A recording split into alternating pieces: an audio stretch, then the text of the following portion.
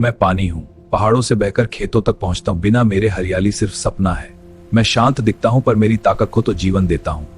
लापरवाही करो तो सब बहा ले जाता हूँ। मैं बादल हूँ, समुद्र से उठता हूँ और आसमान में सफर करता हूँ। मेरे अंदर लाखों बूंदों की कहानी छिपी है। मैं बरसकर उसे राहत देता हूँ। रुक जाऊं तो सूखा, ज्यादा बरसूं तो बाढ़। मैं बर्फ हूँ, ठंड में जमकर शांत हो जाता हूँ पर अंदर वही पानी को ताता हूँ।